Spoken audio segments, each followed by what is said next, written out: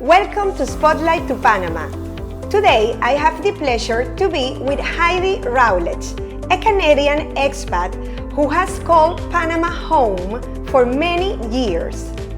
With her deep understanding of both the city and the countryside, and her expertise in real estate, she is the ideal person to show us what to do in Panama.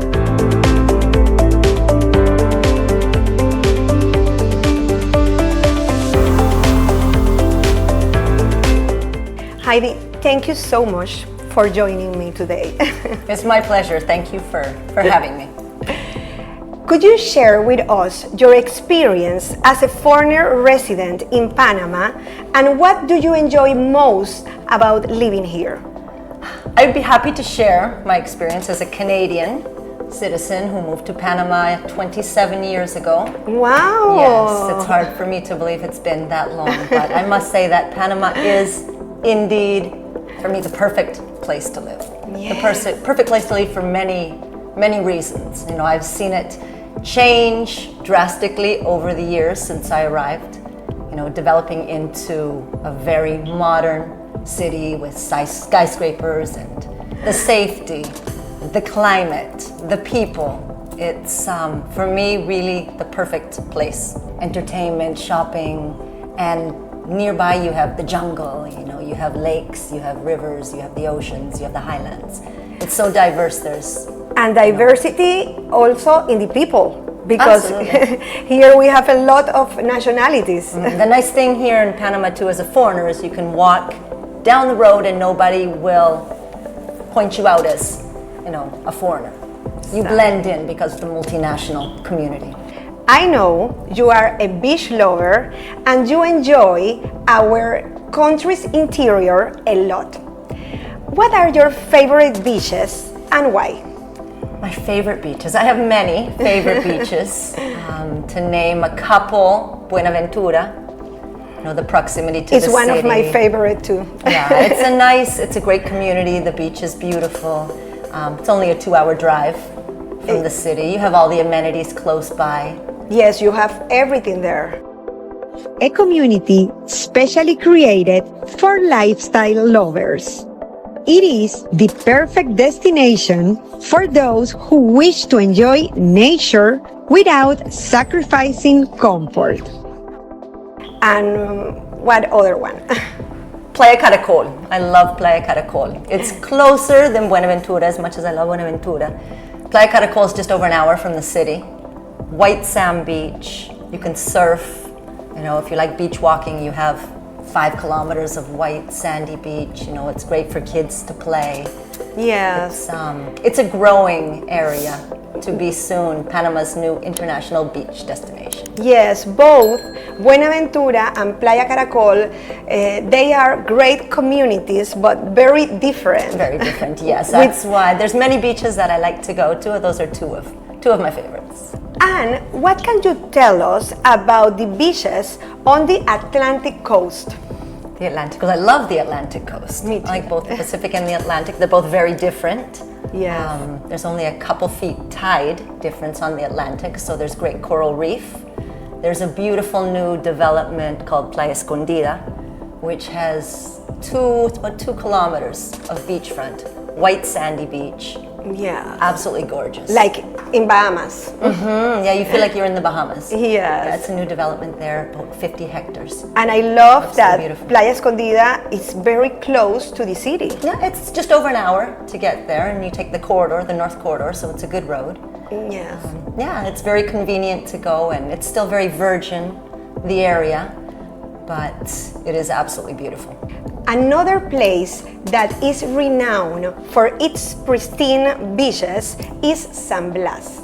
Can you tell us about this unique experience? I love San Blas. San Blas for me is like the Panamanian Tahiti.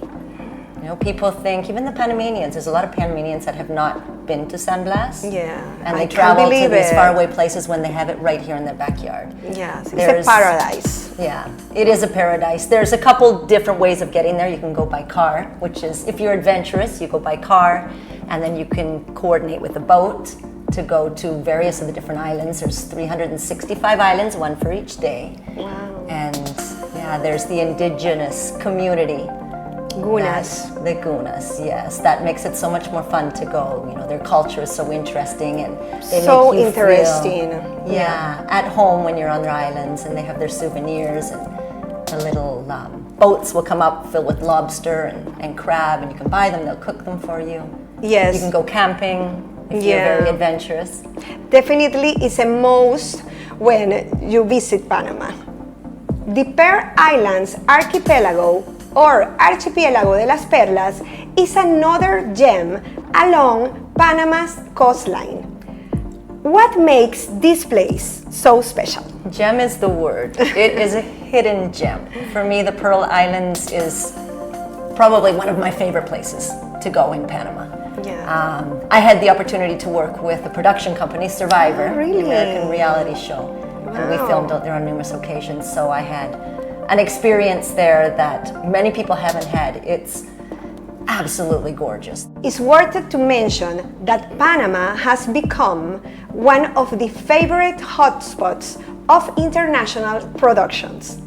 The islands are gorgeous. It's 30 miles off of the Pacific coast from Panama City. You can take a flight, 15 minutes, or Yes. you can take ferries. They have daily ferries that take about 2 hours to get there. I went last year to Pedro Miguel Island.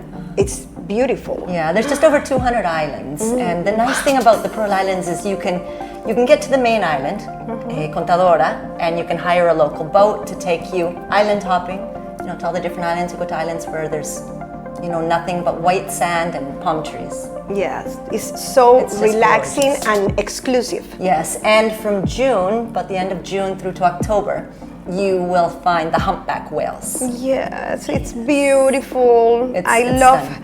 I really loved that experience. Very recommended. Yes. Let's focus now on the city. How would you describe Panama City? Panama City is very modern, excellent entertainment, excellent nightlife, excellent amenities, really. It's like, I would compare to Miami, I guess. It has a spectacular city skyline. There's a large focus on health, sports, with a lot of people cycling now, rollerblading, all different kinds of activities. Shopping is excellent. Shopping is great. It is. Cuisine, excellent cuisine, great restaurants. I think people are pleasantly surprised when they first arrive to Panama, people who haven't been here before, and see everything that it has to offer.